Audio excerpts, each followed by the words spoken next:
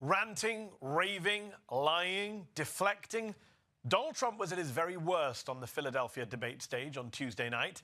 If Joe Biden's debate performance in June, embarrassingly incoherent, was considered to be the worst presidential debate performance ever and forced him to step down from the race, then surely Donald Trump's debate performance on Tuesday night, not just embarrassingly incoherent, but shamelessly dishonest and unconnected from reality, should force him to step down from the race too.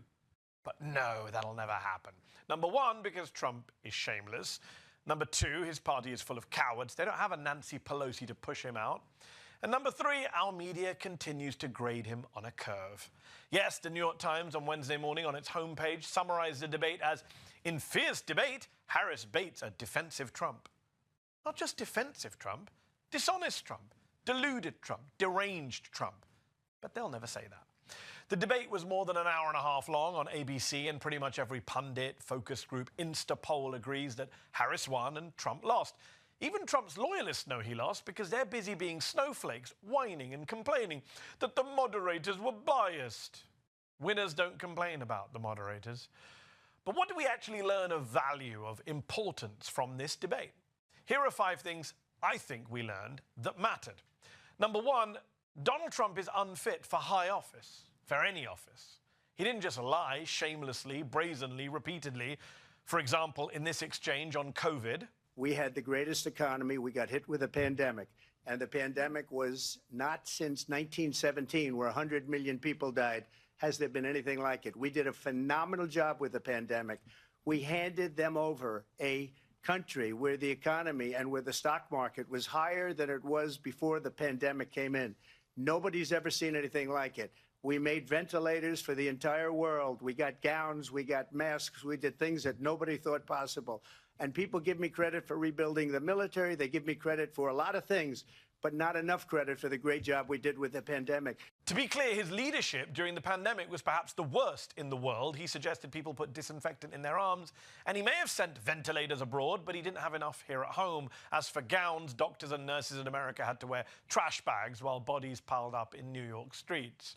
But he didn't just lie shamelessly about things like COVID. He also engaged in the worst, most racist, most deranged conspiracy theories.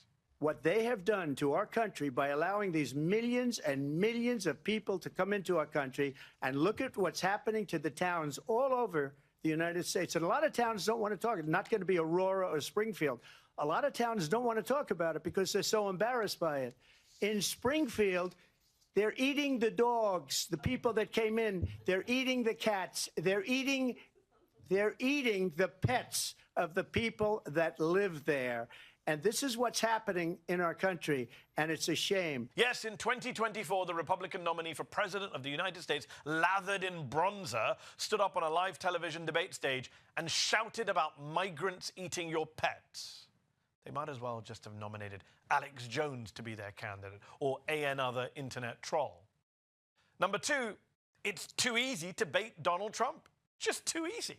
People like me said Harris should bait Trump. The Harris team briefed NBC News the week before the debate that they planned to bait Trump. And Trump's people told Trump not to get baited. But the thin-skinned man-child that he is, he just couldn't stop himself. He took the bait every time.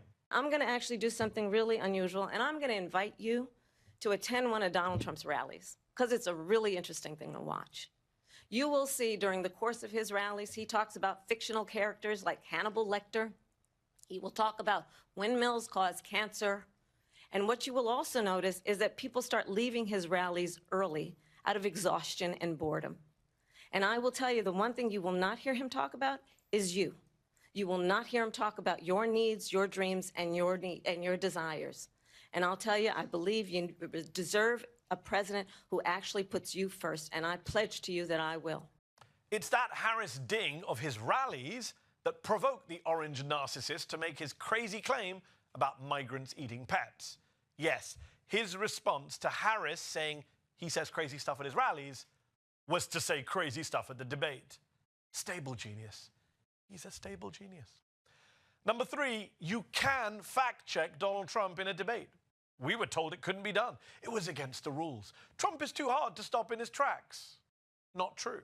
On Tuesday, ABC News moderators David Muir and Lindsay Davis on multiple occasions stepped in to fact-check Trump's lies about Democrats killing babies after they're born, or immigrants eating cats in Springfield, Ohio, or whether or not Trump won or lost the 2020 election. Spoiler alert, he lost. So, American journalists, stop making excuses. Fact-check Trump every time. Oh, and for the people on the right saying, well, why did they only fact-check Trump? Because Trump was the only one telling dozens and dozens of demonstrable, ridiculous lies. Number 4, Trump doesn't know anything.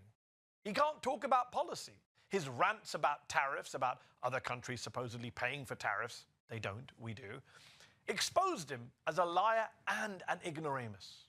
And when he was asked about his position on healthcare, on replacing Obamacare, which he has been promising a plan on for years now, but never revealing one, this is what happened. I had a choice to make.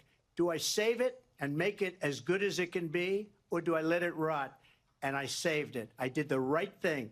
But it's still never going to be great, and it's too expensive for people. And what we will do is we're looking at different plans. If we can come up with a plan that's going to cost our people, our population, less money and be better health care than Obamacare, then I would absolutely do it. But until then, I'd run it as good as it can be run. So just a yes or no, you still do not have a plan? I have concepts of a plan. I have the concepts of a plan. You can't make this shit up. So surely you can't put a village idiot like Donald Trump in charge of a school board, let alone the US federal government and, you know, the nuclear codes. And number 5, sadly, neither of our two parties give a damn about Palestinian lives, and nor does our media. The section on Gaza at the debate was belated, brief, and filled with lazy, canned talking points from both candidates. Harris saying, two-state solution. Trump saying, Iran's to blame. It even turned into a competition about who loves Israel more. She hates Israel. If she's president, I believe that Israel will not exist within 2 years from now. And I've been pretty good at predictions, and I hope I'm wrong about that one. She hates Israel. At the same time, in her own way, she hates the Arab population because the whole place is going to get blown up. Arabs, Jewish people, Israel will be gone. Vice President Harris, he says you hate Israel. That's absolutely not true. I have my entire career and life supported Israel and the Israeli people. He knows that. He's trying to, again, divide and distract from the reality. You might think the moderators, who had done a pretty decent job up until then, might have asked about the American citizen who was just killed in the occupied West Bank by US armed Israeli forces. But they didn't. You might think the two candidates might have something to say about that. They didn't. When it comes to Gaza and presidential debates, I can't help but think of that old Noam Chomsky quote. The smart way to keep people passive and obedient is to strictly limit the spectrum of acceptable opinion, but allow very lively debate within that spectrum. Well, we certainly had a lively debate, and Trump certainly lost that debate. But will he lose the election? Not necessarily. In any other country, the media would demand he stand down after last night. His party would push for him to stand down. His voters would be abandoning him in droves. But not in America in 2024. It just doesn't matter. And that is the single biggest tragedy of our current dark political moment.